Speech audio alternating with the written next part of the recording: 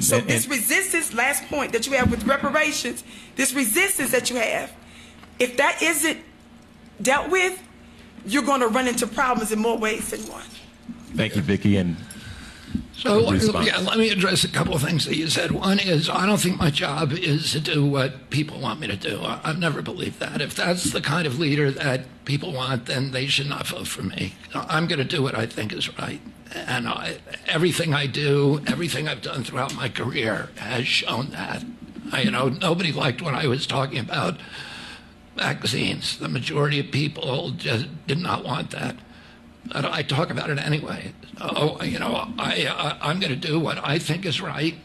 And I would point out to you that during the civil rights movement, that the Jews in this country, and particularly the leadership of the Jews, were at the forefront of that movement and were embraced by Martin Luther King, were embraced by the other leaders of the movement.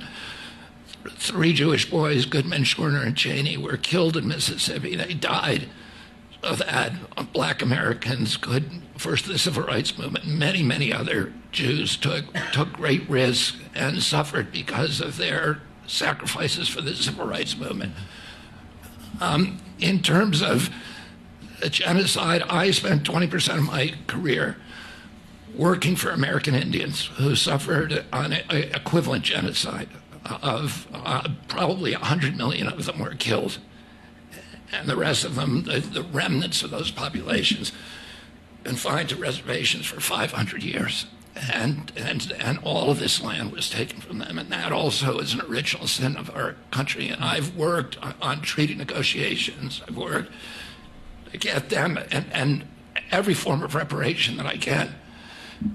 I've seen the limitations of some of it. I've seen, the effects of cash reparations compared to investment in infrastructure. And I've had I've fought for that very hard. And as I said, I believe in the moral case for reparations. What I said to Jeff is that I think politically, although the lineage-based reparations constitutionally would pass muster, I think politically getting that bill through both houses of Congress would be impossible. The only thing people will do is they'll say, let's study it. And that is just a formula for, kicking the can down the road and not doing anything. What I'm doing, what I propose, are things that are actually going to help the black community. As Montague takes that seat, and they switch questions, what are your thoughts on mass incarceration and the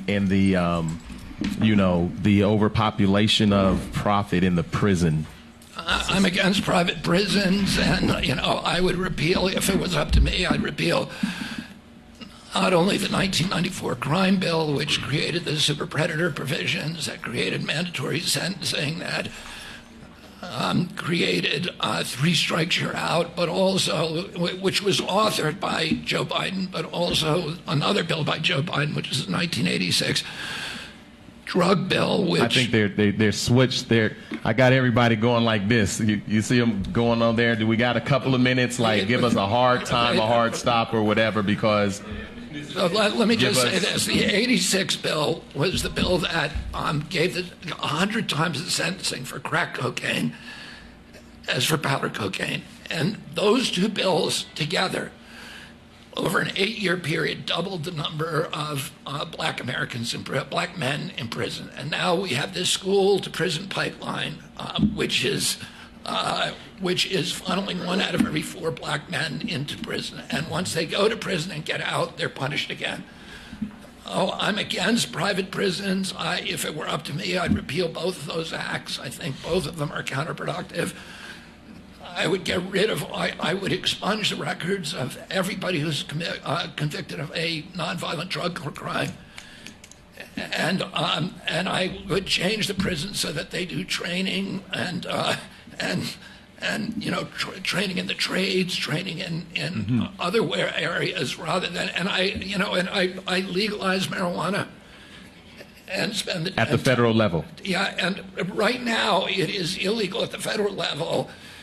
It's under Schedule 1, and I would move that so that we can tax it, and then I'd use that tax to build drug rehabilitation facilities around the country, which is one of my primary, that's my kind of Peace Corps moonshot act, to build these farms around the country where kids can go, black kids, white kids, all Americans, and they can get reintegrated into communities, places where there's no cell phones, no screens, and where you learn to talk to other human beings and heal from chronic disease, have good food, grow their own organic food, and I'll finance that whole thing with taxes on the marijuana. The other thing that I don't want to happen with marijuana, with cannabis sales, I don't want cannabis to be taken over by the tobacco industry or the liquor industry or, the drug industry. I want it to stay in the hands of small entrepreneurs and build, Main Street businesses from it. And so anyway, that's... I think that legislation was really passed based on the heavy incarceration of marijuana and cannabis, and so now it's good to hear that you're even thinking about that at the federal level. I'm looking at your team, and I really enjoy the conversation because even though it's some people think it's uncomfortable, it's just a conversation, and we're given some great access to a presidential candidate. So I think you should give a round of applause for that. I mean, what other candidate has sat here for this period of time and have taken every question and has given a historical perspective and is trying to, at least give his point of view?